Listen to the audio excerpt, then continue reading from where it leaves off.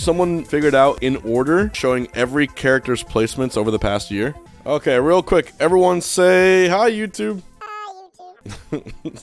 This is extra fun. So what we have here is the placements in 2022 of all the characters and what percentage of placements they took up. All right, we have both for Melee and for Ultimate, and it's very, very telling because, you know, you have a lot of the usual suspects in top tier. You have a little more Luigi placements than anticipated, and Yoshi, of course, even though it's a good character, placing low because there's not many representatives for it. But basically, this chart, as it says, represents the percentage of characters used and won at least one game equivalent in 2022 tournaments.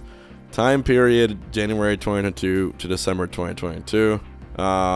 So yeah, the criteria is a top 64 on S tier, top 32 in A tier, top 16 in B tier, or top 8 at a C tier. First thing you should notice, apart from Fox dominating all results, is the fact that Kirby, Mario, Ness, Pichu, Bowser, Mewtwo, Roy, and Zelda literally do not have any results. They are all like smack dab 0% results. Unless, of course, I don't know how they separated it. I think maybe Kirby, Mario, Ness, Pichu have like one result, but actually 4 characters have no results at all.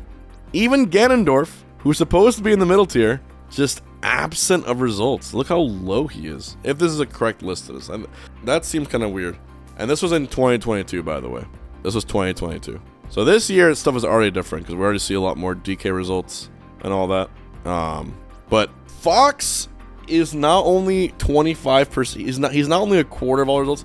He's over a quarter of all results. Falco, you have to add up Falco and Sheik's results. I repeat. You have to add up Falco and Sheik's results to get to Fox's results. Puff, barely 7th. Peach, more results than Puff. It's telling. Now, what I want to do is, this one's like, okay, we get it, but the ultimate one is also here. And the ultimate one is even funnier. All right, look at this. Look at all this. Feast your eyes on this list. Poor Ganondorf. Ganondorf in both games, just mollywop. So, this was 2022 placements for all characters. In the top 10, you have like the usual top tiers. More Samus than I would have expected, but everything else on that top 10 seems adequate. Kazuya 11th. So Rob being in first, all shouldn't be surprising. Rob is like the most used character, I feel. And Steve, I think that like, yeah, just broken as hell. But Rob has more players in general. Steve's a better character, but Rob has a lot more players, so that's why you see the results that you do here. It means Rob players have more of a frequent chance to place in an actual bracket. That's what it might be. Look at Incineroar. Look at Incineroar is 0.7%. And then on the way bottom, you have Ganondorf, Me Sword Fighter, Plant, K. Rool, Little Mac, and Marth. ICs are over here, 0.9. When you look at this list, it tells a few stories, but you also have to look at percentage gaps.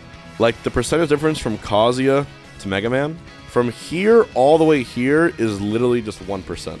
Also, look how low Sora is. The middle should be a giant clump, right? The only gaps that I see that are significant are, of course, the Ganondorf Sword Fighter gap, and then the there's a gap that goes from Diddy Kong to Samus, 0.6%, and then Pyramethod or Wolf, 0.4%, and then the jump from Steve to Rob. But, you know, this is relatively like what you should expect. But when you compare Ultimate to Melee, the most used character in Ultimate is Rob at 3.86%.